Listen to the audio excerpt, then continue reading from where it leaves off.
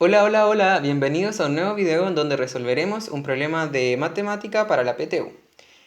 En particular vamos a tratar el eje temático álgebra de funciones y la unidad temática función cuadrática. ¿Ya? Este problema es de suficiencia de datos y lo envió una de las seguidoras, así que si ustedes tienen también un problema que les gustaría ver en mis videos, me lo mandan y ahí conversamos. La pregunta dice, ¿se pueden determinar los puntos en donde la función f de x igual a ax cuadrado más bx con a distinto de 0 corta el eje x si conocemos 1. Un punto que pertenezca al gráfico de la función. 2. El eje de simetría de la parábola. ¿Ya? Bueno, como siempre, para los problemas de suficiencia de datos tenemos que analizar por separado. ¿Ya? Pero antes de eso, si se fijan acá, nos están preguntando puntos donde corta el gráfico de la función corta el eje x, ¿ya? Y esta función de acá ya corta el eje x en un punto por lo menos, ¿ya? Que es el punto 0, 0, dado que si se fijan acá la función ax cuadrado más bx no tiene término constante, ¿ya? Y por lo tanto pasa por el 0, 0. Y bueno, eso es fácil de verificar si evalúan en 0. En x igual a 0 les quedaría, si evalúan x igual a 0, ¿qué les quedaría? Bueno, f de 0 sería a por 0 al cuadrado 0 más b por 0, 0, así que 0, ¿ya? Así que el 0, 0 ya pertenece a la gráfica, ¿ya? Pertenece a la gráfica. Y eso es súper bueno, ¿por qué? Porque solamente nos quedaría determinar el otro punto, ¿ya? Bueno, si es que hay otro punto, ¿ya? Porque las parábolas tienen tres opciones. Una, no cortan el eje X. Dos, cuando cortan en un solo punto, que sería el vértice. Y la tercera opción es que él corte en dos puntos, ya que serían los ceros de la función, las raíces. ¿Ya? Ok, entonces analicemos. ¿Qué pasa si es que conocemos un punto que pertenezca al gráfico de la función? ¿Ya? Entonces voy a hacer aquí un esquema. Si conocemos un punto, acá, no sé, por ejemplo, un punto que está aquí, por ejemplo, ya nosotros ya sabemos que pasa por el 0, 0, ¿ya? La gráfica podría ser, por ejemplo, esto. Pasar por 0, 0 y hacer eso, ¿sí? Como también podría ser algo parecido a esto. Pasar por el 0, 0, ¿cierto? Pasar por el 0, llegar acá, que sea, por ejemplo, el vértice y llegar a eso, ¿ya? Y si se fijan, con esto de acá, con este caso es bien sencillo, ya tenemos dos posibles opciones, ya que pues, abra hacia arriba, por ejemplo, que haga eso, que aquí que abra hacia arriba se lo corte en ese punto, o si abre hacia abajo y hice el vértice, o no, pues hay muchas otras opciones, ¿ya? Pero eso da para ver que si es que conocemos un punto que pertenezca al gráfico de la función, no nos permite saber cuál es el otro punto donde se intersecta, ¿ya? Porque si se fijan, en el primer caso intersecta en un punto y en otro caso intersecta en el otro punto, ¿ya? Así que una por sí sola no lo es, ¿ya? Entonces no sola. Y descartamos la alternativa A y también la D. Ahora analizamos por separado la opción 2, ya que es que se conoce el eje de simetría de la parábola. Bueno, aquí ya hay mucho más información, ¿ya? ¿Por qué? Porque si hacemos de nuevo un dibujito, bueno, pasa por el 0, 0, eso ya lo sabemos, ¿ya? ¿Cierto? Acá. Y si se conoce el eje, bueno, dibujé pésimo. Ahí está, ¿cierto? En 0, 0. Si conocemos el eje de simetría de la parábola, digamos, no sé, que llamémosle, no sé, el x igual a c, ya algún valor, ¿ya? Y supongamos que ese está acá, ya que ese es c, ¿ya? Entonces el eje de simetría sería algo así, ¿cierto? Bueno, supongamos que una recta, ¿ya?